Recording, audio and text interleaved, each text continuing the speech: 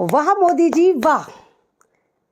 हिंदुस्तान के इतिहास के सबसे सच्चे प्रधानमंत्री आज न्याय के मंदिर में झूठे साबित हो गए। सुप्रीम कोर्ट में वक्फ बोर्ड की सुनवाई थी और सुप्रीम कोर्ट से इन लोगों ने कहा, तुषार मेहता बेचारा क्या कहता, बोलता है कि जी हम लोगों ने वक्फ बोर्ड पर 18 लाख लोगों के राय मशवरे लिए। सुप्रीम कोर्ट ने कहा कि वो राय दिखाओ, तो इनके पास राय के नाम पर नील बटा सन्नाटा था।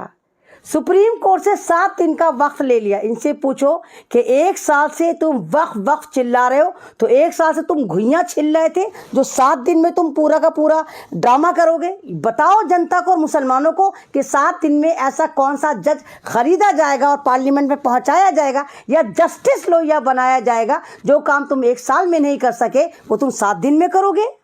कमाल की बात यह है कि जिस भारत में 25% मुसलमान है, वहां पर मात्र 20 लाख लोगों की ये सरकार राय लेती है और उनका डेटा भी नदारत है।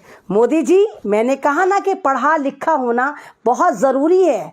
आपने राय ली तो कौन से प्लेटफॉर्म पे ली, या आपने ये राय भी नॉन मुस्लिम समाज को कब्ज़ की गोलियां समझकर दे दिया कि लो भाई ज़रा इस पर हमें मशवरा दो, हम तुम्हें वक्फ को तुम्हारे बाप की प्रॉपर्टी की तरह बांटेंगे।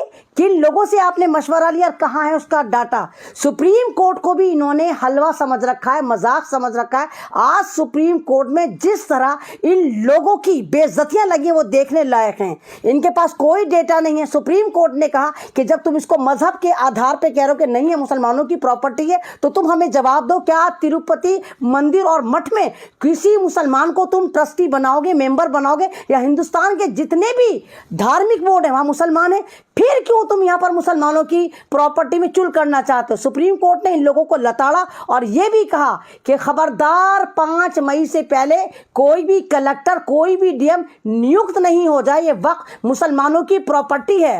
वक्फ बाय यूज पर भी सुप्रीम कोर्ट ने कहा कि तुम जो ये कह रहे हो कि वक्फ बाय यूज की जो प्रॉपर्टी है वो हमें कागज दिखाए। सुप्रीम कोर्ट ने कहा इससे ज्यादा मजाक हो ही नहीं सकता। 300 साल पुरानी मस्जिद, 400 साल पुरानी मस्जिद, उसके पेपर कहां से लेकर आएंगे? यानी तुमने सीधा मुतवल्ली को जेल में डालने का सामान कर लिया। अगर मुतवल्ली वो कागज पेश नहीं कर पाता तो सरकार उनको जेल में डाल देगी और अपना दावा ठोक देगी कि ये जमीन हमारे बाप की है। तो वक्फ प्रॉपर्टी पर जो बहस चल रही है वो वाकई देखने लायक है कि किस तरह सरकार की जो एक मंशा है वो साफ होती नजर आ रही है कि किस तरह मुसलमानों की प्रॉपर्टी को कब्जाना चाहते हैं। और मोदी जी, आपकी सुप्रीम कोर्ट में राय नहीं मिल पाई। 18 लाख लोगों की राय मशवरे आप शो नहीं कर पाए। देश के ऐसे प्रधानमंत्री हैं मोदी जी, आपके तालियां बजाने को दिल करता है। ऐसे प्रधानमंत्री कि आपकी बीवी से आपकी राय नहीं मिली। हमारे देश के इकलौते ऐसे प्रधानमंत्री हैं मोदी जी, उनकी मां से उनकी राय नहीं मिली। प्रधानमंत्री, आप एक ऐसे होनहार प्रधानमंत्री हैं कि भारत की जनता से आपकी राय नहीं मिली, आपकी इंटरनेशनल प्लेटफॉर्म पर राय नहीं मिली, लेकिन आप फिर भी कहते हैं कि आप डंकापति हैं और डिजिटल भारत और मेकिंग भारत बनाना चाहते हैं। लेकिन उसके बावजूद भी भारत का कोई भी तबका आपसे खुश नहीं है और आप जिस तरह सबको परेशान कर रहे हैं, चाहे वो मुसलमान हो, चाहे वो दलित हो, चाहे वो आदिवासी हो, आप सबकी प्रॉपर्टियों पर नाग और गिद्ध बनकर बैठे। तो इस तरह नहीं होगा। न्याय के मंदिर में झूठ बोलना पाप है।